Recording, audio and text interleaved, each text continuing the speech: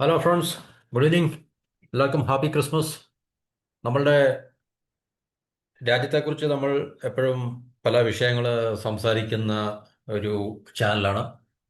നമ്മുടെ രാജ്യത്തിൻ്റെ trade, economy, അതുപോലെ തന്നെ ഡിഫൻസ് സ്ട്രാറ്റജി, അതുപോലെ തന്നെ മറ്റ് സോഷ്യോ ഇക്കണോമിക് ഇഷ്യൂസൊക്കെ തന്നെ നമ്മൾ ഡിസ്കസ് ചെയ്യുന്നതിൽ ഏറ്റവും കൂടുതൽ നമ്മൾ പ്രാധാന്യം കൊടുക്കുന്ന റീസെൻ്റായിട്ട് നമ്മളുടെ എക്കോണമിക് ആയിട്ടുള്ള ന്യൂസുകളും അല്ലെങ്കിൽ അതുപോലുള്ള ടോപ്പിക്സുമാണ്. അപ്പോൾ അങ്ങനെ ടോപ്പിക്കാണ് നമ്മൾ ഇന്ന് ഈ പറഞ്ഞ വീഡിയോയിൽ നമ്മൾ അതുമായിട്ട് ബന്ധപ്പെട്ട ചില ഇൻഫർമേഷൻ അല്ലെങ്കിൽ ചില വിവരങ്ങളാണ് നമ്മൾ ഷെയർ ചെയ്യുന്നത്. അത് നമുക്കറിയാം, ഏതൊരു രാജ്യത്തെ സംബന്ധിച്ചും അവരുടെ നിലനിൽപ്പിൻ്റെ ഏറ്റവും പ്രധാനപ്പെട്ട ഒരു വൈറ്റൽ ഫാക്ടർ എന്ന് പറയുന്നത് ട്രേഡാണ്. എന്നുവെച്ചാൽ ഒരു രാജ്യത്തിന് എത്രത്തോളം കൂടുതൽ ട്രേഡ് ഉണ്ടാക്കാൻ സാധിക്കുമോ അത്രത്തോളം അത് ശക്തമായിട്ടുള്ള ഒരു രാജ്യമായിരിക്കും. അപ്പോൾ നമ്മൾ പൊതുവെ ഡെവലപ്ഡ് എക്കോണമി അല്ലെങ്കിൽ ഈ വികസിത രാജ്യങ്ങൾ എന്നൊക്കെ പറയുന്ന ഒരു കാറ്റഗറിയിൽ വരുന്ന ക്ലാസ്സിൽ വരുന്ന രാജ്യങ്ങൾ എന്നൊക്കെ പറഞ്ഞു കഴിഞ്ഞാൽ അവർക്ക് കൂടുതൽ ട്രേഡ് ട്രേഡ് എന്ന് പറഞ്ഞു കഴിഞ്ഞാൽ അവർക്ക് പിന്നെ മാനുഫാക്ചറിങ് അവരുടെ ബേസ് സ്ട്രോങ് ആയിരിക്കും. അറ്റ് ദ സെയിം ടൈം അവരുടെ എക്സ്പോർട്സ്, അതുപോലെ തന്നെ അവരുടെ ടെക്നോളജി, ഇതുപോലുള്ള മേഖലകളിലൊക്കെ അവർക്ക് വളരെ കൂടുതൽ എന്താണ് പറയുന്നത്, ഒരു പൊസിഷൻ ഓഫ് സ്ട്രെങ്ത് ഉണ്ട്. അതുകൊണ്ടാണ് നമ്മൾ ആ രാജ്യങ്ങളെ കൂടുതൽ വികസിത രാജ്യങ്ങൾ എന്ന് വിളിക്കുന്നത്. ട്രേഡ് ഇല്ലാത്ത രാജ്യങ്ങളെ അല്ലെങ്കിൽ ഈ പറഞ്ഞ ട്രേഡിനെ ഫെസിലിറ്റേറ്റ് ചെയ്യാൻ പര്യാപ്തമായിട്ടുള്ള കാര്യങ്ങൾ പ്രൊവൈഡ് ചെയ്യാൻ സാധിക്കാത്ത ഏത് രാജ്യമുണ്ടോ അവർക്കൊന്നും പവർഫുൾ ആയിട്ടുള്ള അല്ലെങ്കിൽ ഡെവലപ്ഡ് ആയിട്ടുള്ള രാജ്യം. ഇപ്പോൾ രാജ്യത്തെ സംബന്ധിച്ച് ഇപ്പോൾ നമുക്കറിയാം, ഇപ്പം അമേരിക്ക ഇപ്പോൾ ഒരു മാനുഫാക്ചറിങ് പവർ അല്ല, പക്ഷേ ഇപ്പോഴും അമേരിക്ക ഒരു സൂപ്പർ പവറാണ്. 1970കളുടെ ഏകദേശം എൻഡിൽ വരെയൊക്കെ അമേരിക്ക ഒരു പവർഫുൾ മാനുഫാക്ചറിങ് പവർ ഹൗസ് ആയിരുന്നു. പക്ഷേ അതിനുശേഷമാണ് ആ ഒരു അവരുടെ സ്റ്റാറ്റസ് അല്ലെങ്കിൽ അത് ചൈനയ്ക്ക് പിന്നെ വഴിമാറിക്കൊടുത്തത്. അതിൻ്റെ പിന്നിലുള്ള കഥകൾ അല്ലെങ്കിൽ ഹിസ്റ്ററികൾ നമ്മൾ തൽക്കാലം ഇവിടെ ഷെയർ ചെയ്യുന്നില്ല. ഇപ്പോൾ ചൈനയാണ് ലോകത്തിൻ്റെ മാനുഫാക്ചറിങ് പവർ ഹൗസ് അല്ലെങ്കിൽ മാനുഫാക്ചറിങ് ഹബ്ബ്. ലോകത്തിൻ്റെ മാനുഫാക്ചറിങ് സപ്ലൈ ചെയിന് ഏകദേശം നല്ലൊരു ഡോമിനൻസ് ചൈനയ്ക്ക് തന്നെയാണ്. പക്ഷേ China is not a super power അല്ലേ. ചൈന ഒരു സൂപ്പർ പവറായിട്ട് നമ്മൾ ലോകം ഇതുവരെ പിന്നെ അംഗീകരിക്കുകയല്ല. ചൈന സൂപ്പർ പവർ ആയിട്ടില്ല. ചൈനയും അമേരിക്കയും തമ്മിലുള്ള ആ ഒരു കോമ്പറ്റീഷൻ അല്ലെങ്കിൽ അതിനു വേണ്ടിയുള്ളൊരു കോൺഫ്ലിക്റ്റ് നടക്കുന്നു എന്നൊക്കെയുള്ളൊരു പിന്നെ വാർത്തകളും കാഴ്ചകളും ഒക്കെയാണ് നമ്മുടെ മുമ്പിൽ എപ്പോഴും എന്നും പിന്നെ കൊണ്ടുതരുന്നത്. അത് പിന്നെ എ- എന്ന് സാധ്യമാകും ചൈന ലോകത്തിലെ നമ്പർ വൺ സൂപ്പർ പവർ ആകും അല്ലെങ്കിൽ അമേരിക്കയെ ഇതിന് ആരെങ്കിലും മാർക്കിടാനുണ്ടോ? നമ്മളിപ്പം മറ്റ് സ്പോർട്സിലും ഗെയിംസിലും ഒക്കെ മാർക്കിടാനുണ്ട്. ഇപ്പോൾ ഓട്ടത്തിൽ മുന്നിൽ വരുന്നൊരു വ്യക്തിയെ നമുക്കറിയാൻ കാണുവാൻ സാധിക്കും. അല്ലെങ്കിൽ ഫുട്ബോളിൽ ഏറ്റവും കൂടുതൽ ഗോൾ നേടിയ ടീമിനെ നമുക്ക് വിന്നറായിട്ട് നമുക്ക് ഡിക്ലെയർ ചെയ്യാൻ പറ്റും. ക്രിക്കറ്റിൽ അതുപോലെ നമുക്ക് വിന്നറെ ഡിക്ലെയർ ചെയ്യാൻ പറ്റും. സ്പോർട്സിലും ഗെയിംസിലൊക്കെ അത് പറ്റും, അല്ലെങ്കിൽ എക്സാമിനേഷനിലൊക്കെ അത് പറ്റും. പക്ഷേ ഇതുപോലുള്ള രാജ്യങ്ങൾ തമ്മിലുള്ള ഈ പറഞ്ഞ കോമ്പറ്റീഷനിൽ എങ്ങനെ നമുക്ക് അത് ഒരു രാജ്യം വിന്നറായി അല്ലെങ്കിൽ ഒരു മറ്റൊരു രാജ്യത്തിൻ്റെക്കാളിലും മുൻപന്തി നിൽക്കുന്ന രാജ്യമാണ് എന്നുള്ളത് നിശ്ചയിക്കാനുള്ള ചില മാനദണ്ഡങ്ങളൊക്കെ ഉണ്ട്. ചിലതല്ല, ഒത്തിരി മാനദണ്ഡങ്ങളുണ്ട്. അപ്പോൾ അതിനെ ആശ്രയിച്ച് തന്നെ ആയിരിക്കും തീർച്ചയായിട്ടും ഏത് രാജ്യമാണ് മുൻപിൽ ഏത് രാജ്യമാണ് പിറകിൽ എന്നുള്ളതിനെക്കുറിച്ചുള്ള ഒരു എന്താണ് പറയുന്നത് കാഴ്ചപ്പാട് നമുക്കുണ്ടാകുന്നത്. ഓക്കെ, ഇവിടെ നമ്മൾ ഡിസ്കസ് ചെയ്യാൻ പോകുന്ന ടോപ്പിക് എന്ന് പറഞ്ഞാൽ ഇന്ത്യ ഇപ്പോൾ നമുക്കറിയാം അമേരിക്കയുടെ ഏഹ്, ഭാഗത്തുനിന്ന് ഉണ്ടായിട്ടുള്ള നമ്മളുടെ ഈ ട്രേഡിൻ്റെ മുകളിൽ അല്ലെങ്കിൽ വ്യാപാരത്തിൻ്റെ മുകളിൽ ഏർപ്പെട്ടിട്ടുള്ള വ്യാപാര ചുങ്കം നമുക്ക് വലിയൊരു തിരിച്ചടി തന്നെയാണ് നമുക്ക് ഉണ്ടാക്കിയിരിക്കുന്നത്. നമുക്കറിയാം, ഏതൊരു സംഭവം ഉണ്ടാകുമ്പോഴും അതിന് മൾട്ടി ഡയമെൻഷനിലായിരിക്കും. കാരണം ഒരേ വശം മാത്രമായിരിക്കും ഇതിലുണ്ടാകുന്നത്. അത് നമ്മുടെ വ്യക്തി ജീവിതത്തിലായാലും ശരി, മറ്റേതെങ്കിലും തരത്തിലുള്ള ഈ സാമൂഹിക ജീവിതത്തിലായാലും രാജ്യത്തിൻ്റെ കാര്യങ്ങളിൽ ഏതൊരു ഇൻസിഡൻറ്റ് ഉണ്ടായിക്കഴിഞ്ഞാലും അതിന് ഒരു മൾട്ടി ഡയമെൻഷനലായിട്ടുള്ളൊരു ഇമ്പാക്റ്റ് അല്ലെങ്കിൽ ഇഫക്റ്റ് ഉണ്ടാകും തീർച്ചയായിട്ടും അതിൽ. എന്നുവെച്ചാൽ നമുക്ക് തീർച്ചയായിട്ടും ഈ ഫോർകാസ്റ്റ് ചെയ്യാൻ സാധിക്കാത്ത, എന്നുവെച്ചാൽ മുന്നേ കൂട്ടി നമുക്ക് കാണുവാനോ അല്ലെങ്കിൽ പ്രവചിക്കാനോ സാധിക്കാത്ത, അല്ലെങ്കിൽ നമ്മുടെ വീക്ഷണത്തിനൊക്കെ അപ്പുറത്തുള്ള പല കാര്യങ്ങളുടെ ഒരു ഡെവലപ്മെൻറ്റ് നമുക്ക് ഉണ്ടാകുന്നത്. അതാണ് ശരിക്കും പറഞ്ഞാൽ റിയാലിറ്റി എന്ന് പറഞ്ഞാലും. അപ്പം ഈ പറഞ്ഞൊരു ടാരിഫ് ഏർപ്പെടുത്തുക എന്ന് പറയുമ്പോൾ തീർച്ചയായിട്ടും അത് നമ്മുടെ എക്സ്പോർട്ട് കുറയും എന്നുള്ളൊരു വസ്തുത മാത്രമല്ല, അതുമായിട്ട് ബന്ധപ്പെട്ടും അല്ലെങ്കിൽ നമുക്ക് തീർച്ചയായിട്ടും ഈ നേരത്തെ മനസ്സിലാക്കാൻ കഴിയാത്ത പല ഡയമെൻഷൻസ് അതിനുണ്ടാകും ഒരു രാജ്യത്തെ സംബന്ധിച്ച്. അപ്പം അത് ഇന്ത്യയെ സംബന്ധിച്ച് വലിയൊരു ക്രൈസിസ് നമ്മൾ ആ ഒരു പാർട്ടിൽ എന്ന് വെച്ചാൽ അമേരിക്ക നമ്മുടെ ഒരു പിന്നെ ചൈനയെക്കാളും ഇമ്പോർട്ടൻ്റ് ആയിട്ടുള്ളൊരു ട്രേഡിംഗ് പാർട്ണറാണ്. അതുപോലെ തന്നെ കാരണം നമുക്ക് ട്രേഡ് സർപ്ലസ് ഉള്ള രാജ്യമാണ്. അവിടെ നമുക്ക് ആ ഒരു മാർക്കറ്റ് നഷ്ടപ്പെടുക എന്നുള്ളത് ഇന്ത്യയെ സംബന്ധിച്ച് വലിയൊരു ഏഹ്, പ്രത്യാഘാതം ഉണ്ടാക്കുന്ന കാര്യമാണ്. ഒരു ക്രൈസിസ് നമ്മുടെ എക്കോണമിയിൽ ഉണ്ടാക്കുന്ന വലിയൊരു പ്രശ്നമാണ് അമേരിക്കൻ മാർക്കറ്റ് നമുക്ക് നഷ്ടപ്പെടുക എന്നുള്ളത്. അമേരിക്കൻ മാർക്കറ്റ് നമുക്ക് നഷ്ടപ്പെട്ടത് ടാരിഫ് ഏർപ്പെടുത്തിയതിൻ്റെ ഫലമായിട്ടാണ്. കാരണം ഏകദേശം 50%-ത്തോളം ടാരിഫ് ഇപ്പോൾ ഉണ്ട്. അപ്പോൾ ടാരിഫ് ഏർപ്പെടുത്തുക എന്ന് പറയുമ്പോൾ നമുക്ക് നേരത്തെ പിന്നെ കുറഞ്ഞ വിലയിൽ കൊടുത്തുകൊണ്ടിരുന്ന ഉൽപ്പന്നങ്ങളും സേവനങ്ങളും ഒന്നും തന്നെ ഇപ്പോൾ, പ്രത്യേകിച്ച് ഉൽപ്പന്നങ്ങൾ, ഇപ്പോൾ നമുക്ക് ഈ ഉയർന്ന ടാരിഫിൻ്റെ അടിസ്ഥാനത്തിൽ അല്ലെങ്കിൽ വെളിച്ചത്തിൽ നമുക്ക് അവിടെ കൊണ്ടെത്തിക്കാൻ സാധിക്കത്തില്ല. വില കൂടും. അപ്പോൾ അതുകൊണ്ട് നാച്ചുറലി നമുക്ക് കച്ചവടം നഷ്ടപ്പെടും. അപ്പോൾ ഇന്ത്യയുടെ മുമ്പിൽ ഇന്ത്യയും അമേരിക്കയും തമ്മിൽ ട്രേഡ് ടോക്സ് ഒക്കെ നടക്കുന്നുണ്ട്.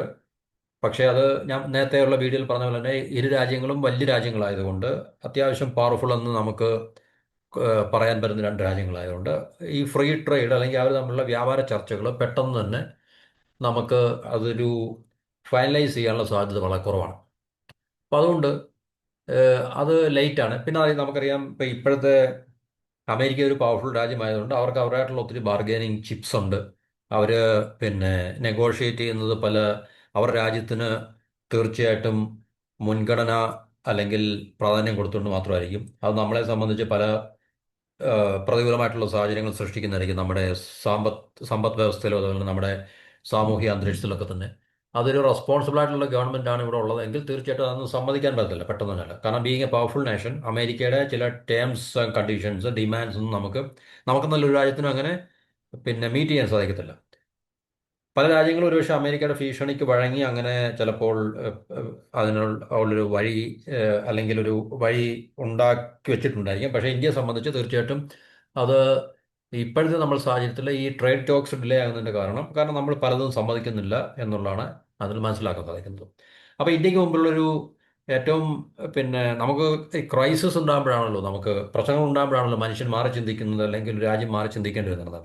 എന്നുവെച്ചാൽ ഇതുവരെ നമ്മൾ പിന്തുടർന്നുകൊണ്ടിരുന്ന പാതകളൊക്കെ നമ്മൾ മാറ്റിയിട്ട്, അല്ലെങ്കിൽ ഇതുവരെ നമ്മൾ എങ്ങനെയായിരുന്നു ആ സ്റ്റേറ്റസ് കോ തൽസ്ഥിതി നമ്മൾ മാറുക എന്നുള്ളത് പിന്നെ അത്യാവശ്യമാണ് ക്രൈസിസ് വരുമ്പോൾ. കാരണം നമുക്ക് അതിനെ മാത്രം ഡിപ്പെൻഡ് ചെയ്ത് നമുക്ക് മുമ്പോട്ട് പോകാൻ സാധിക്കത്തില്ല. അപ്പോൾ തീർച്ചയായിട്ടും ഇന്ത്യയുടെ മുമ്പിലുള്ള വഴികൾ എന്ന് പറഞ്ഞാൽ മറ്റു രാജ്യങ്ങളുമായിട്ട്, പ്രത്യേകിച്ച് നമുക്ക് വളരെ ഈ എന്താണ് പറയുന്നത്, ചെറിയ ചെറിയ രാജ്യങ്ങളാണല്ലോ, മറ്റ് പവർഫുൾ ആണെന്ന് നമുക്ക് പറയാൻ പറ്റില്ല. പക്ഷേ എല്ലാ രാജ്യങ്ങൾക്കും അതിൻ്റെതായിട്ടുള്ള ഇമ്പോർട്ടൻസ് ഉണ്ട്. അപ്പോൾ അങ്ങനെയുള്ള രാജ്യങ്ങളുമായിട്ട് ചെറുതും ഇടത്തരമായിട്ടുള്ള small nations, mid size nations, ഇതൊക്കെ പറഞ്ഞ് ഇതുപോലുള്ള രാജ്യങ്ങളുമായിട്ട് നമുക്ക് കൂടുതൽ ട്രേഡ് ടോക്സ് അല്ലെങ്കിൽ വ്യാപാര കരാറുകൾ നമ്മൾ പിന്നെ അതിനുള്ളൊരു സാധ്യത നമ്മൾ, അല്ലെങ്കിൽ ഓൾട്ടർനേറ്റീവ് ആയിട്ടുള്ള മാർക്കറ്റ് നമ്മൾ അക്സസ് ചെയ്യാൻ ശ്രമിക്കുക എന്നുള്ളതാണ് ഇന്ത്യയുടെ മുമ്പിലുള്ള വഴികൾ. അപ്പോൾ അത് ഇന്ത്യ ഇപ്പോൾ തീർച്ചയായിട്ടും അത് എക്സ്പ്ലോർ ചെയ്യുന്ന ഒരു പ്രോസസ്സിലാണ് ശരിക്കും പറഞ്ഞാൽ. അപ്പോൾ അങ്ങനെയുള്ളൊരു സാഹചര്യത്തിൻ്റെ വെളിച്ചത്തിൽ നമുക്ക് ഇന്ത്യ കൂടുതൽ രാജ്യങ്ങളുമായിട്ട്, ഏകദേശം 10-18 രാജ്യങ്ങളായിട്ട് ഇപ്പോൾ ഫ്രീ ട്രേഡ് എഗ്രിമെൻറ്റിൽ നമ്മൾ ഒന്നുകിൽ ഏർപ്പെട്ട് കഴിഞ്ഞു അല്ലെങ്കിൽ ഏർപ്പെടാനുള്ള സാധ്യതകൾ ഉണ്ട്.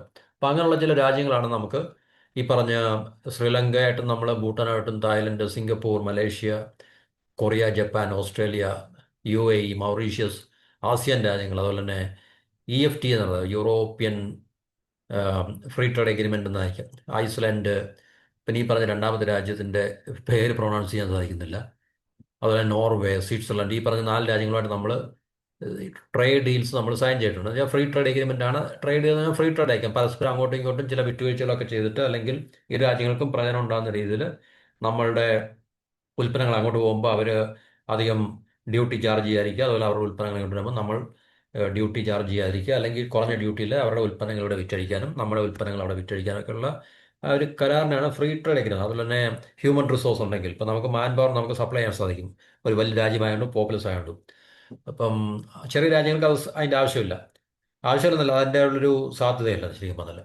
ഇപ്പോൾ ഇവിടെ നമ്മൾ നോക്കിക്കഴിഞ്ഞാൽ UAE ആയിട്ട് നമ്മൾ ട്രേഡ് ഡീലുണ്ടെങ്കിൽ നമുക്ക് UAEയിൽ നിന്ന് മാൻ പവർ ഇങ്ങോട്ട് വരേണ്ട ആവശ്യമില്ല. പക്ഷേ ഇന്ത്യയിൽ നിന്ന് മാൻ പവർ UAEയിലേക്ക് പോകേണ്ട ആവശ്യമാണ്, അല്ലെങ്കിൽ അതിനുള്ള സാധ്യതയാണുള്ളത്. അതുപോലെ ശ്രീലങ്ക, ഈവൻ കൊറിയ, ജപ്പാൻ, ഇതുപോലുള്ള രാജ്യങ്ങൾക്കൊക്കെ മാൻ പവർ അത്യാവശ്യമാണ്. അപ്പോൾ ഇന്ത്യക്ക് അത് സപ്ലൈ ചെയ്യാനോ അല്ലെങ്കിൽ പ്രൊവൈഡ് ചെയ്യാൻ സാധിക്കും.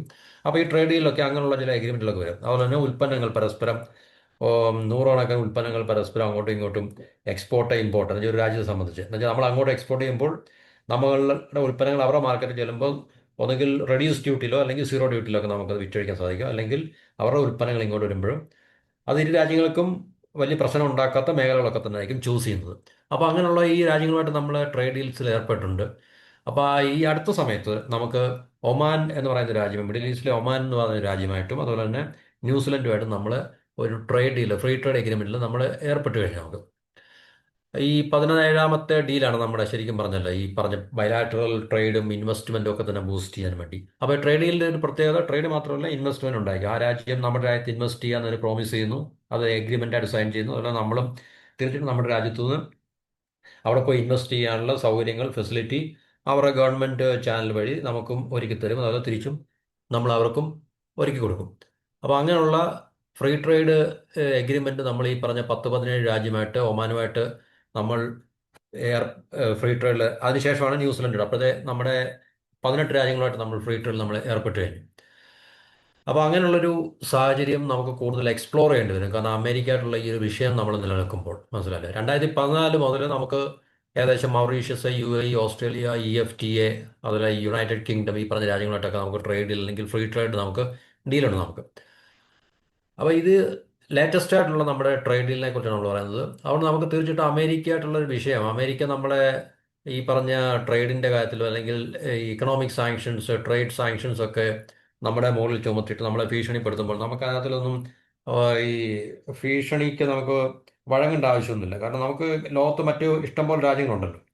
ആ രാജ്യങ്ങളുമായിട്ട് നമുക്ക് ഇതുപോലുള്ള ട്രേഡ് ടോക്സിൽ കൂടെ അല്ലെങ്കിൽ വ്യാപാര കരാറിൽ കൂടെ നമുക്ക് തീർച്ചയായിട്ടും ഈ പറഞ്ഞ നമ്മളുടെ രാജ്യത്തിൻ്റെ എക്സ്പോർട്ടുകൾ നമുക്ക് ഡൈവേഴ്സിഫൈ ചെയ്യാൻ സാധിക്കും.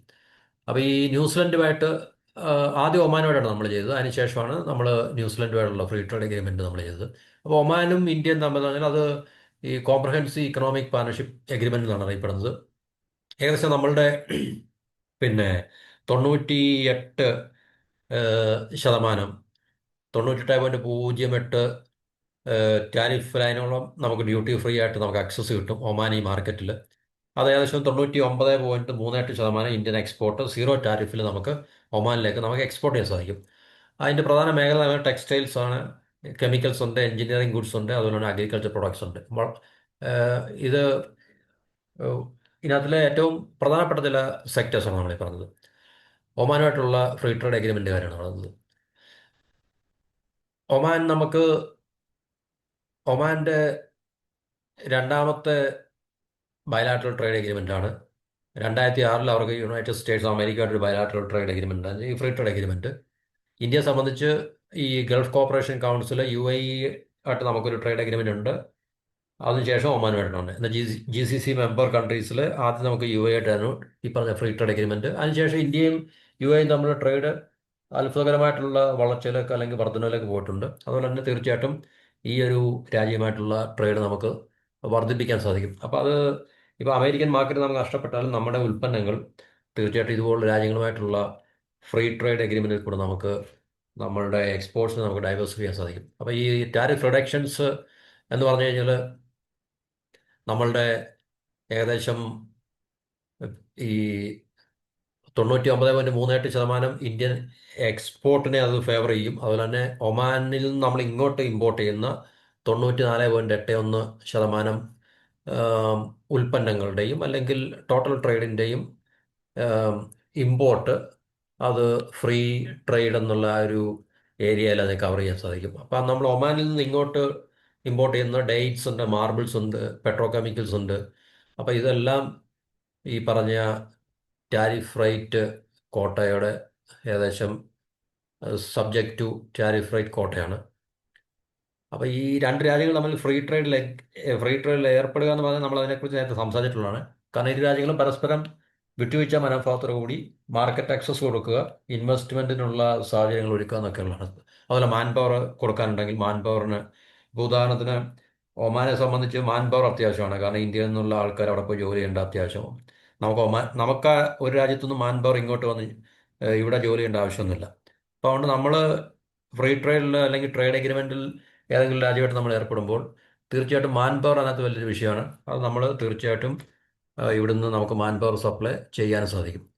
അപ്പോൾ ഈ കോംപ്രഹെൻസീവ് ഇക്കണോമിക് പാർട്ണർഷിപ്പ് എഗ്രിമെൻ്റ് എന്ന് പറഞ്ഞാൽ ഈ ഒമാനുമായിട്ടുള്ളത്, അത് ഏതൊക്കെ മേഖലയാണ് എന്ന് പറഞ്ഞു കഴിഞ്ഞാൽ നമുക്കറിയാം, ലേബർ ഇൻറ്റൻസീവ് സെക്ടേഴ്സാണ്. അതായത് gems and jewellery, textiles, leather, footwear, sports goods, plastic, furniture, pharmaceuticals, automobiles, ഇതെല്ലാം ഇന്ത്യക്ക് പ്രധാനപ്പെട്ട മേഖലകളൊക്കെയാണ്. ഇതൊക്കെ ശരിക്കും പറഞ്ഞു കഴിഞ്ഞാൽ അപ്പോൾ ഇതൊക്കെ തീർച്ചയായിട്ടും നമുക്ക് ഒരു ടാരിഫ് ഈ മേഖലയായിട്ട് ബന്ധപ്പെട്ട് നിൽക്കുന്ന ഇപ്പോൾ ഒമാൻ നമ്മുടെ മുകളിൽ ഏതെങ്കിലും തരത്തിലുള്ള ടാരിഫ് ഏർപ്പെട്ടിട്ടുണ്ടെങ്കിൽ അതെല്ലാം നീക്കം ചെയ്യും. അപ്പോൾ അങ്ങനെ നമുക്ക് തീർച്ചയായിട്ടും ഇവിടുന്ന് കൂടുതൽ എക്സ്പോർട്ട് നമുക്ക് അവിടെ നമുക്കറിയാം എന്തോരം ഓഫ് കോഴ്സ് ചൈന, പാകിസ്ഥാൻ ഇതുപോലുള്ള രാജ്യങ്ങൾ, ബംഗ്ലാദേശ് ഇതുപോലുള്ള രാജ്യങ്ങളൊക്കെ തന്നെ ഒമാനിലേക്ക് വൻതോതിലൊക്കെ കയറ്റുമതി ചെയ്യുന്ന രാജ്യങ്ങളായിരിക്കും. പല പ്രോഡക്ട്സ് ഈ പറഞ്ഞ ടെക്സ്റ്റൈൽ ചൈനയുടെ ഭാഗത്തു നിന്ന് നമുക്കറിയാം ഒട്ടുമിക്ക എല്ലാ പ്രോഡക്ട്സും അവർ ഇതുപോലുള്ള മാർക്കറ്റുകളിലേക്ക് എക്സ്പോർട്ട് ചെയ്യുന്നതായിരിക്കും. അപ്പോൾ അങ്ങനെയുള്ള എക്സ്പോർട്ട് മാർക്കറ്റിൽ ഈ ടാരിഫ് നമുക്ക് ഒഴിവാക്കി കിട്ടുന്നുണ്ട്, നമുക്ക് കൂടുതൽ കോമ്പറ്റീവ് ആകാൻ സാധിക്കും. അതുപോലെ തന്നെ നമ്മുടെ പ്രൊഫഷണൽസിൻ്റെ മൊബിലിറ്റി, ഈ ഇന്ത്യൻ പ്രൊഫഷണൽസിനെ ആണല്ലോ അവിടെ അത്യാവശ്യം. പ്രൊഫഷണൽ മീൻസ് ഇന്ത്യൻ മാൻ പവറിനെ ശരിക്കും പറഞ്ഞാൽ ഹെൽത്ത് കെയർ, ട്രഡീഷണൽ മെഡിസിന്, അതുപോലെ തന്നെ ഈ പറഞ്ഞ ഓൾറെഡി ഓക്കെ നമുക്കറിയാം GCC അല്ലെങ്കിൽ മിഡിൽ ഈസ്റ്റ് രാജ്യങ്ങളായിട്ട് നമുക്ക് ഇവിടുന്ന് ഇഷ്ടംപോലെ ഹ്യൂമൻ റിസോഴ്സോടൊപ്പം ജോലി ചെയ്യുന്നതാണ്. പക്ഷേ ഒരു ട്രേഡ് എഗ്രിമെൻറ്റോട് വരുമ്പോൾ അതിൻ്റെ ഒരു പശ്ചാത്തലത്തിൽ നമുക്ക് തീർച്ചയായിട്ടും അതിന് ഒരു വർദ്ധിച്ച അക്സെപ്റ്റൻസ് അല്ലെങ്കിൽ അതിനൊരു എന്താണ് പറയുന്നത് നിയമപരമായിട്ടുള്ള അല്ലെങ്കിൽ ഒരു കരാറിൻ്റെ അടിസ്ഥാനത്തിലുള്ള ഒരു സാധ്യതയും കൂടെ ഉണ്ട് എന്നുള്ളതാണ് നമുക്ക് മനസ്സിലാക്കാൻ സാധിക്കുന്നത്. അപ്പോൾ ഇത് നമുക്ക് തീർച്ചയായിട്ടും ഇതിൻ്റെ ഒരു പ്രധാനപ്പെട്ട അല്ലെങ്കിൽ ഇതിൻ്റെ ഒരു പ്രാധാന്യം എന്താണെന്ന് വെച്ച് കഴിഞ്ഞാൽ ഇപ്പോൾ India Gulf corporation council UAE ആയിട്ടും ഈ ഒമാനുമായിട്ടും ഈ പറഞ്ഞൊരു CEP, അതായത് ഒരു സമഗ്ര ട്രേഡ് എഗ്രിമെൻറ്റ് വ്യാപാര കരാർ നമ്മൾ ഏർപ്പെട്ടതുകൊണ്ട് മറ്റു രാജ്യങ്ങളും ഒരു പക്ഷേ അത് പിന്തുടരാനുള്ള സാഹചര്യമുണ്ട്. സൗദിയൊക്കെ വലിയ മാർക്കറ്റാണ്, വലിയ രാജ്യമാണ്.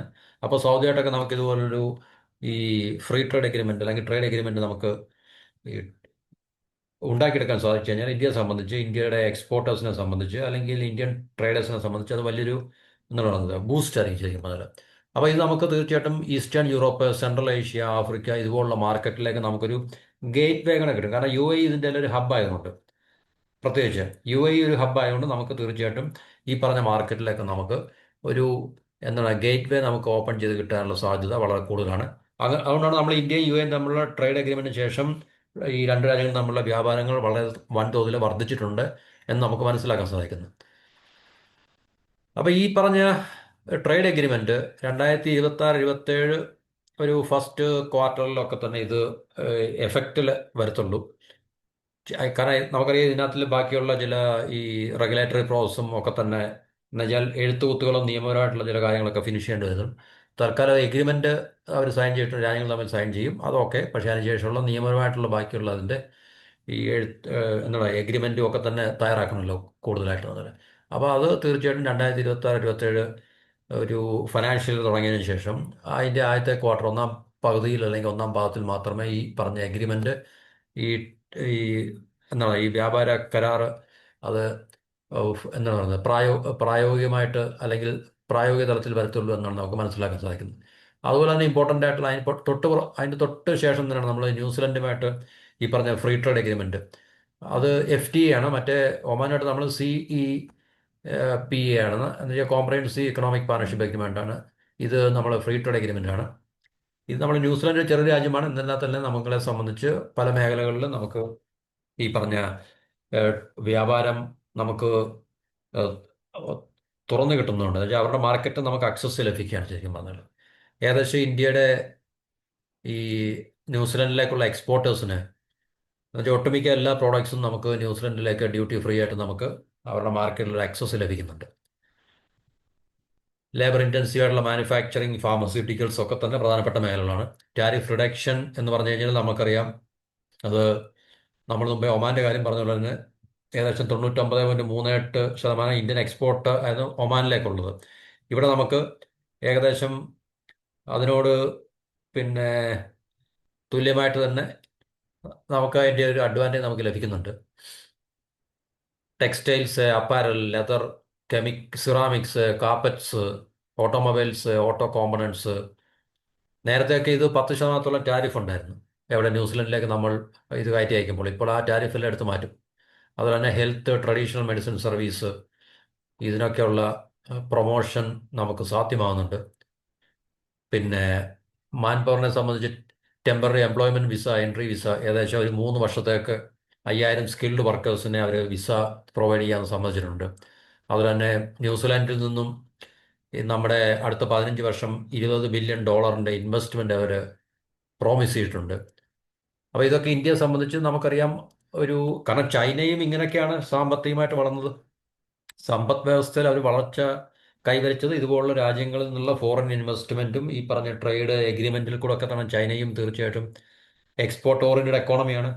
നമുക്കും തീർച്ചയായിട്ടും എക്സ്പോർട്ട് ഓറിയന്റഡ് എക്കോണമി എന്നുള്ളൊരു ആ ഒരു സ്റ്റാറ്റസ് നമുക്കതിനെ എൻഹാൻസ് ചെയ്താൽ മാത്രമേ നമുക്കും തീർച്ചയായിട്ടും സമ്പദ് വ്യവസ്ഥ എന്ന രീതിയിൽ നമുക്ക് വളർച്ച പ്രാപിക്കാൻ നമുക്ക് സാധിക്കത്തുള്ളൂ. അപ്പോൾ അതുകൊണ്ട് തീർച്ചയായിട്ടും ഇതുപോലുള്ള കൂടുതൽ രാജ്യങ്ങളുമായിട്ട് നമ്മൾ ഈ ട്രേഡിലും ഇൻവെസ്റ്റ്മെന്റിലും രണ്ടും വേണം നമുക്ക്. കാരണം വെച്ചാൽ ഇതുപോലുള്ള രാജ്യങ്ങളിൽ നിന്നുള്ള ഇൻവെസ്റ്റ്മെന്റ് നമുക്ക് വേണം. ഇന്ത്യക്ക് അതാണ് ഏറ്റവും അത്യാവശ്യം. നമുക്ക് ഇൻവെസ്റ്റ്മെന്റും അതിനോട് പിന്നെ കൂടി ടെക്നോളജി നമുക്ക് അത്യാവശ്യമാണ്.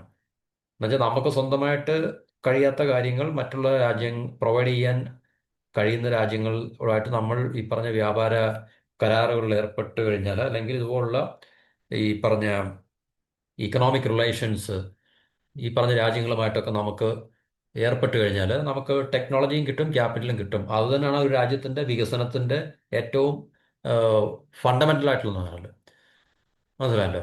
അപ്പോൾ ഈ പറഞ്ഞ ന്യൂസിലൻഡുമായിട്ടും ഒമാനുമായിട്ടും ഒമാൻ ആയിട്ട് നമ്മൾ ഈ എഗ്രിമെന്റ് കഴിഞ്ഞപ്പോൾ 17ാമത്തെ രാജ്യമായിരുന്നു. ന്യൂസിലൻഡുമായിട്ട് ആയപ്പോഴത്തേക്ക് നമ്മൾ 18ാമത്തെ രാജ്യമായിട്ട് ഈ പറഞ്ഞ ഈ ട്രേഡ് എഗ്രിമെന്റ് ഏകദേശം ഫിനിഷ് ചെയ്തതും അല്ലെങ്കിൽ ഇനിയും പൊട്ടൻഷ്യൽ ഫിനിഷ് ചെയ്യാൻ സാധ്യതയുള്ളതായിട്ടുള്ള രാജ്യങ്ങളാണ് നിൽക്കുന്നത്. അപ്പോൾ അത് ഇന്ത്യയെ സംബന്ധിച്ച് ഇന്ത്യൻ എക്സ്പോർട്ടേഴ്സിന് 100% സീറോ ഡ്യൂട്ടി ആക്സസ് ആണ്. അതുപോലെ തന്നെ ടാലന്റ് മൊബിലിറ്റി, മാൻ പവറിന്റെ മൊബിലിറ്റി, ഏകദേശം $20 ബില്യൺ ഇൻവെസ്റ്റ്മെന്റ് അടുത്ത 15 വർഷത്തേക്ക് അവർ പ്രോമിസ് ചെയ്തിട്ടുണ്ട്. നമ്മളെ സംബന്ധിച്ച് ഈ ഫാം സെക്ടർ, അഗ്രികൾച്ചർ സെക്ടർ ഒക്കെ ഫുള്ളി പ്രൊട്ടക്റ്റഡ് ആണ്. മാനുഫാക്ചറിങ് ഇൻപുട്ട് നമുക്ക് ചീപ്പറായിട്ട് ഫെസിലിറ്റേറ്റ് ചെയ്യാൻ സാധിക്കും. ഏകദേശം 118 സർവീസസ് സെക്ടർ നമ്മൾ ഓപ്പൺ ചെയ്തിട്ടുണ്ട്. അപ്പോൾ ഇതൊക്കെ തന്നെയാണ് നമുക്കിതിനകത്തുള്ള പ്രയോജനങ്ങൾ എന്ന് പറഞ്ഞാൽ. അപ്പോൾ നമ്മൾ നേരത്തെ പറഞ്ഞതനുസരിച്ച് ഈ പല രാജ്യങ്ങളുമായിട്ട് നമ്മൾ ഈ ട്രേഡ് എഗ്രിമെൻ്റ് ഉണ്ട്, ഫ്രീ ട്രേഡ് എഗ്രിമെൻ്റ് ഉണ്ട്. അത് കൂടുതൽ രാജ്യങ്ങളുമായിട്ട് നമുക്ക് ഓപ്പൺ അപ്പ് ചെയ്യാൻ. ഇനി ഇസ്രായേലും ഇന്ത്യയായിട്ടുള്ള ഫ്രീ ട്രേഡ് ഒരുപക്ഷെ താമസിയാതെ തന്നെ അത് എന്താണ് പറയുന്നത്, നമുക്ക് ഈ നെഗോസിയേഷൻസ് നടക്കുകയാണ്. അമേരിക്കയായിട്ടുള്ള ചർച്ചകൾ നടക്കുകയാണ്. ന്യൂസിലാൻഡായിട്ട് ഇപ്പം നമ്മൾ ഫിനിഷ് ചെയ്തു. യൂറോപ്യൻ യൂണിയനായിട്ട് ചർച്ചകൾ നടക്കുകയാണ്. ചിലി, പെറു, ഇസ്രായേൽ ഈ പറഞ്ഞ രാജ്യങ്ങളുമായിട്ടുള്ള. ചിലി, പെറു എന്നൊക്കെ പറഞ്ഞു കഴിഞ്ഞാൽ ലാറ്റിൻ അമേരിക്കൻ രാജ്യങ്ങളായാണ്. നമുക്ക് തീർച്ചയായിട്ടും ലാറ്റിൻ അമേരിക്കൻ മാർക്കറ്റിലെ ഏറ്റവും വലിയ രാജ്യമാണല്ലോ ബ്രസീലും അർജന്റീന. അപ്പോൾ അതുപോലുള്ള രാജ്യങ്ങളായിട്ടൊക്കെ നമുക്ക് തീർച്ചയായിട്ടും ഈ കരാറുകൾ ഏർപ്പെടാൻ സാധിച്ചു കഴിഞ്ഞാൽ നമുക്ക് ലാറ്റിൻ അമേരിക്കൻ മാർക്കറ്റുകൾ ചൈനയുടെയൊക്കെ ഏറ്റവും വലിയ എന്താണ് ഡോമിനൻസ് ഉള്ള ഏരിയയാണ് ഈ ലാറ്റിൻ അമേരിക്കൻ മാർക്കറ്റുകളൊക്കെ. കാരണം ചൈന അവിടെയൊക്കെ കീഴടക്കി കഴിഞ്ഞു എല്ലാ മാർക്കറ്റുകളും. ആഫ്രിക്കയിലും ലാറ്റിൻ അമേരിക്കയിലും യൂറോപ്പ്, അമേരിക്ക, സെൻട്രൽ ഏഷ്യ,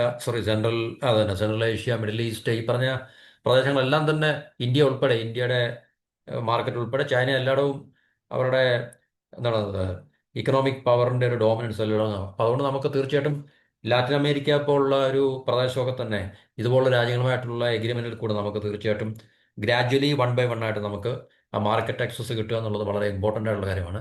അപ്പോൾ അതുകൊണ്ട് തീർച്ചയായിട്ടും ഇന്ത്യയെ സംബന്ധിച്ച് ഇപ്പോൾ അമേരിക്കയുമായിട്ടുള്ള ട്രേഡ് നമുക്ക് അമേരിക്കയിലേക്കുള്ള എക്സ്പോർട്ടുകളൊക്കെ നമുക്ക് പറഞ്ഞിട്ടുണ്ടെങ്കിലും ഓവറോൾ നമ്മുടെ എക്സ്പോർട്ട് നവംബറിലോ അല്ലെങ്കിൽ ഡിസംബറിലോ ആയിട്ടൊക്കെ നമുക്ക് കൂട്ടുവാൻ സാധിച്ചിട്ടുണ്ട് എന്നുള്ളതാണ് നമ്മുടെ ട്രേഡ് ഡേറ്റ അല്ലെങ്കിൽ ട്രേഡ് സ്റ്റാറ്റിസ്റ്റിക്സിൽ നമുക്ക് മനസ്സിലാകുന്നത്. അപ്പോൾ ഇന്ത്യയെ സംബന്ധിച്ച് ഇതുപോലുള്ള ട്രേഡ് എഗ്രിമെൻറ്റുകൾ വളരെ പ്രധാനപ്പെട്ടതാണ്. ഇന്ത്യ കൂടുതൽ രാജ്യങ്ങളുമായിട്ട് ഇതുപോലുള്ള ട്രേഡ് എഗ്രിമെൻറ്റിൽ ഏർപ്പെടുക, നമ്മുടെ എക്സ്പോർട്ട് മാർക്കറ്റിനെ നമ്മൾ ഡൈവേഴ്സിഫൈ ചെയ്യുക എന്നുള്ളത് നമ്മുടെ ഇന്നത്തെ ഇക്കണോമിക് കണ്ടീഷനിൽ വളരെ അത്യാവശ്യമാണ്. ഇത്രയും പറഞ്ഞാൽ നമുക്ക് ഈ ടോപ്പിക്കോട് അവസാനിപ്പിക്കാം. മറ്റൊരു ടോപ്പിക്കുമായിട്ട് അടുത്ത വീഡിയോ. എല്ലാവർക്കും നന്ദി, നമസ്കാരം. ഒരിക്കൽ കൂടി ക്രിസ്മസ് ആശംസകൾ.